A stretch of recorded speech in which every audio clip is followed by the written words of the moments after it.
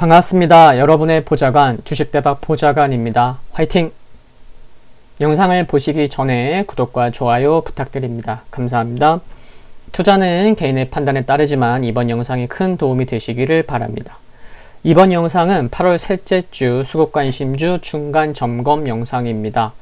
월요일이 휴장이었어서 전일 화요일 하루의 흐름만 보고 중간 점검을 하게 되었습니다. 이번 주는 종목 4개만 소개를 드렸고 이번 주 수급관심주를 뽑으면서 후보 리스트가 11개 종목이었고 코스닥의 후보 종목이 단 1개밖에 없었다는 것이 특징적이라는 말씀을 드렸었는데 기억하시나요? 제가 지난 5월 말 유튜브를 개설 후에 5월 말부터 매주 수급관심주를 소개하고 있는데 코스닥에서 이번 주처럼 한 종목만이 후보 리스트로 올라온 적은 단 한 번도 없었습니다. 이미 지난주 외국인과 기관의 수급에서 시장에서 시그널을 준 것일까요? 이 부분은 영상 말미에서 말씀드려 보겠습니다. 그리고 코로나19 변수로 인한 변동성이 어떻게 될지 몰라서 조정 시에 필요한 기준인 손절 및 비중 축소를 고려해야 할 가격 기준을 특히 이번 주는 좀 타이트하게 짧게 잡았었다는 말씀을 드립니다. 바로 시작하겠습니다. 끝까지 시청해 주시면 좋겠습니다. 첫 번째 종목은 신세계였습니다. 그쵸? 신세계였는데 우선 수급을 보겠습니다. 전일 외국인과 기관이 모두 팔았고요. 바닥에서 이와 같은 상승 시에 들어왔었던 기관들이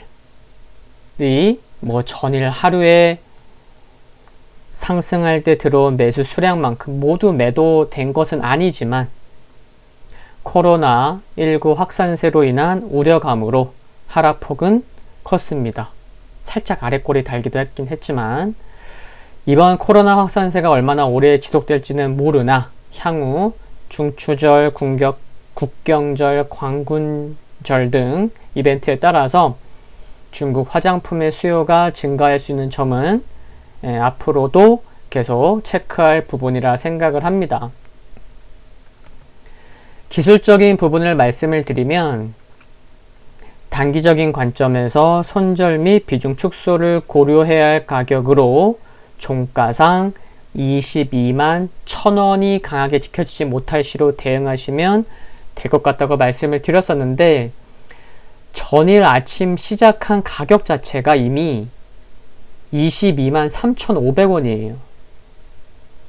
그러니까 제가 기준가로 설정한 가격과 큰 차이가 나지 않았어요. 이미 한 2,500원? 네. 그래서 제가 제시했던 가격과 큰 차이가 없었고 시장 자체가 아침부터 흐름이 좋지 않았어서 매수를 안 하신 분들이 대부분이었을 것 같긴 하지만 만약 매수를 하셨어도 짧게 대응하실 수 있으셨을 것으로 생각을 합니다.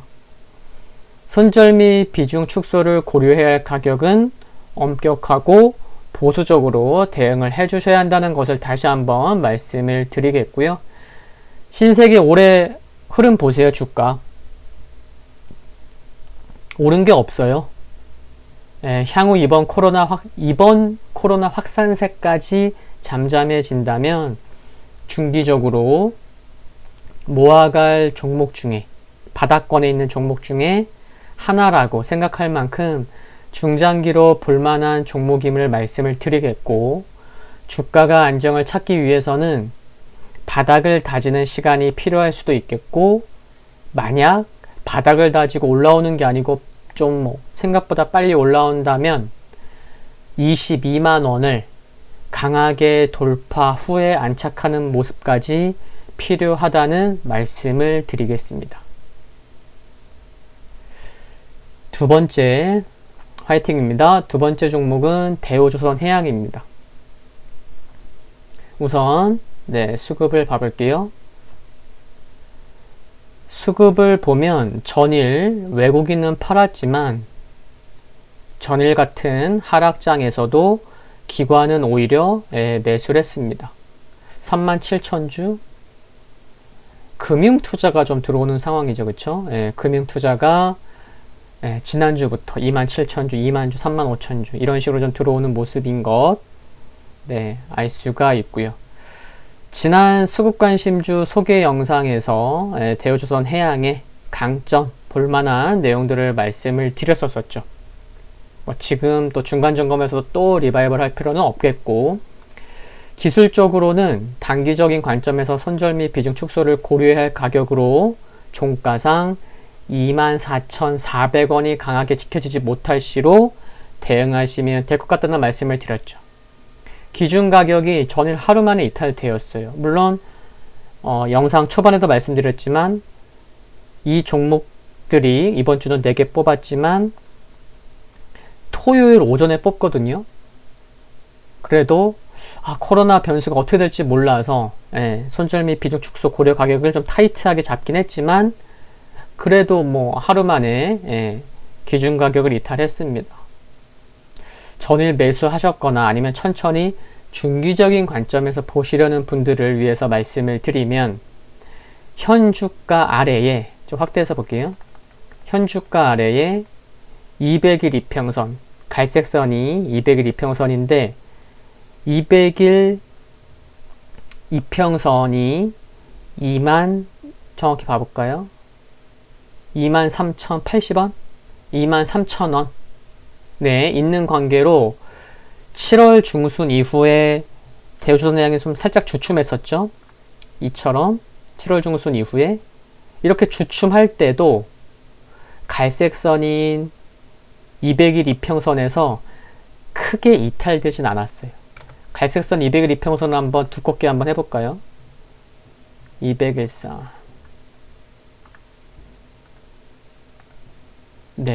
그쵸?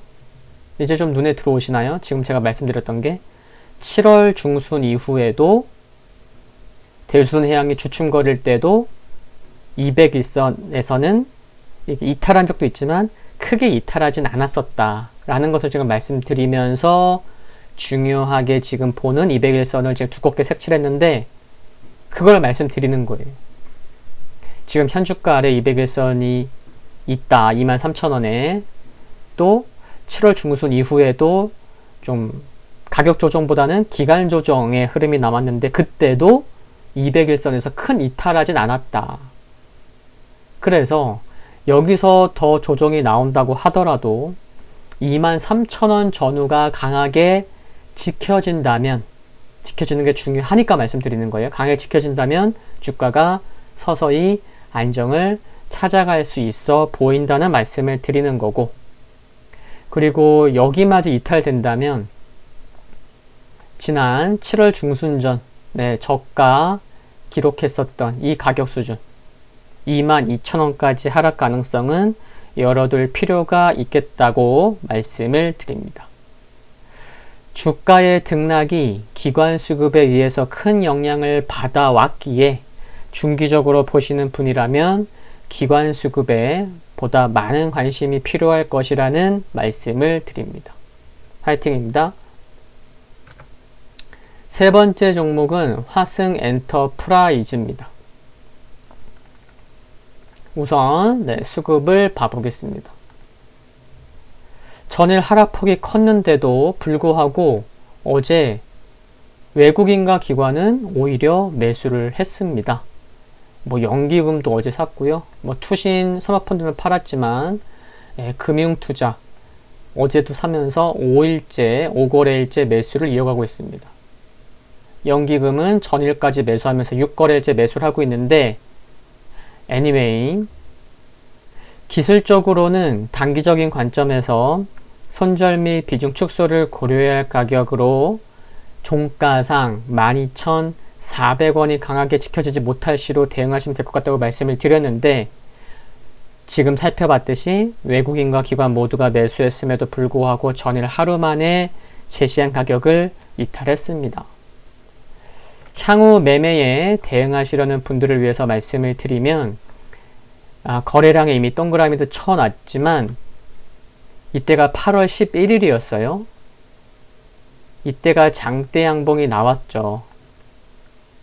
두 자릿수 상승을 했었고 15%까지 이때 장대 양봉이 나왔던 큰 상승이 나왔던 캔들의 아침 9시 시작한 가격 시가가 11,450원이었던 것을 감안하면 일단 우선은 11,450원 전후가 종가상 강하게 지켜져야 한다는 것이고 여기가 지켜지지 못할 시에는 추가로 기간 조정, 가격 조정 함께 기간 조정과 가격 조정까지 함께 염두해야 될 것으로 생각을 합니다. 기관 수급이 지난 소개할 때도 말씀을 드렸지만 봐보시면 이때죠. 이때 주가가 상승할 때도 기관이 들어왔고 이번 상승할 때도 기관이 들어왔고 어제 큰 폭의 하락이 나왔는데도 연기금 말고도 또 사는 기관이 있었고 기관 수급이 굉장히 중요해요. 어쩌면 이번에 하방 경직성이 나오는 전제 조건 중에도 탄탄한 기관 수급이 뒷받침돼야 될 것으로 보이는데 회사가 화성엔터프라이즈 나쁜 회사 아닙니다. 시가총액 보시면 여기 7천억인 회사고요. 그래서 향후 매매에 대응하시는 분들을 위해서 조금 전에 말씀드린 내용과 함께 기관 수급까지 함께 보시면 좋겠다는 말씀을 드리겠습니다. 그러니까 대우조선해양과 화성엔터프라이즈는 전일 하락에도 수급이 오히려 들어온 것을 확인할 수가 있었던 거고요. 클래시스 마지막 네 번째 종목입니다. 우선 수급을 보겠습니다. 네, 수급을 보니까 외국인 수급에 초점을 맞추고 뽑았던 종목이었잖아요. 어제 5% 하락했는데 어제도 외국인이 들어왔고 물론 기관 중에서도 사모펀드, 금융투자 등은 들어오긴 했지만 장 끝나봐야 알지만 8월 19일 수요일 오늘도 장중에는 외국인이 큰 수량은 아니지만 오늘도 매수하고 있는 듯 해 보입니다. 어제 급락했던 시장을 생각해보면 클래시스는 그나마 제가 이번 주에 뽑은 4개의 종목 중에 가장 선방한 느낌마저 듭니다. 4개 중에도 그렇고 시장 상황을 고려하면 수급이나 하락률도 나쁘지 않습니다. 그리고 기술적으로 뭐라 말씀드렸죠? 단기적인 관점에서 손절 및 비중 축소를 고려해야 할 가격은 종가상 13,800원이 강하게 지켜지지 못할 시로 대응하시면 될 것 같다고 말씀을 드렸는데 전일 종가가 제가 제시해드렸던 가격보다 50원이 높았어요. 13,850원.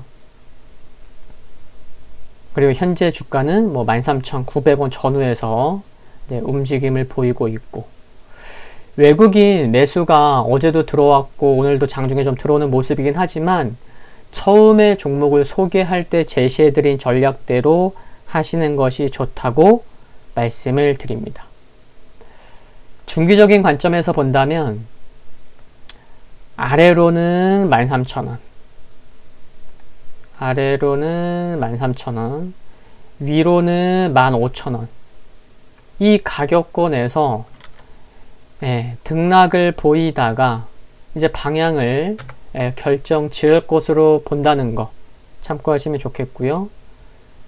어제와 같은 상황에서도 매수한 외국인 수급과 지금은 관망을 하고 있지만 지난 3월 중순 이후에 주가 상승 시에 매번 기관이 들어왔었던 것을 보면 주가가 또 움직이면 들어올 가능성이 높아 보입니다. 기관 역시는. 그래서 어제와 같은 상황에도 들어왔었던 외국인 수급, 주가가 움직이면 들어올 가능성이 높아 보이는 기관 수급, 그래서 결국에는 메이저 수급 양쪽 모두 관심이 필요하다라는 말씀을 드립니다. 영상 초반에도 말씀을 드린 부분인데요. 이번 주 수급 관심주를 뽑으면서 후보 리스트가 11개 종목이었고, 그쵸? 11개 종목이었고, 코스닥의 후보 종목은 딸랑 1개의 종목밖에 없었다. 코스피 종목이 10개였던 거예요. 10개에서 3개를 뽑았고 코스닥 1개 종목을 뽑아서 이렇게 4개가 된 건데 코스닥의 후보 종목이 1개밖에 없었다는 것이 특징적이라는 말씀을 드렸었죠. 이 부분에 대해서 좀 말씀을 드리면 지금의 수급 관심주를 선별하는 작업을 제가 처음 했던 것이요. 14년 전 2006년에 대학 졸업 후 저의 두 번째 직장이자 증권사로는 첫 직장이었던 대우증권 시절이었습니다. 이후 하나대투증권 때도 했었고 이후 삼성증권 재직 시절에는 안 했었지만 수급 관심주로 종목을 뽑을 때 시가총액이 작은 종목만 좀 눈에 띈다거나 이번처럼 코스닥 종목이 거의 없거나 전체적으로 이번 주는 좀 종목을 뽑기가 좀 애매한데 이런 생각이 들면 종목을 뽑기 힘들 때면 시장은 변동성이 커지거나 매매하기가 힘들거나 시장이 재미없거나 등등의 모습을 보여왔었습니다.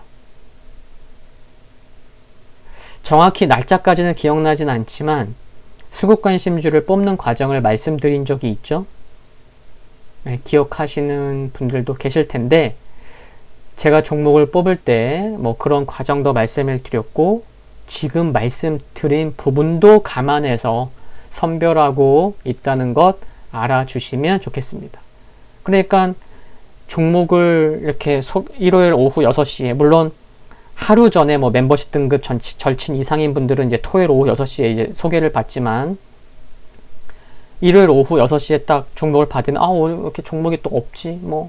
또 코스닥 종목이 없네 또 8월 셋째 주처럼 그러면은 좀 다음 주에 좀 시장이 좀 애매하려나? 이런 생각을 해보실 수도 있다는 것을 말씀을 드리는 겁니다. 근데 그런 것까지 다 감안해서 종목을 뽑고 있다.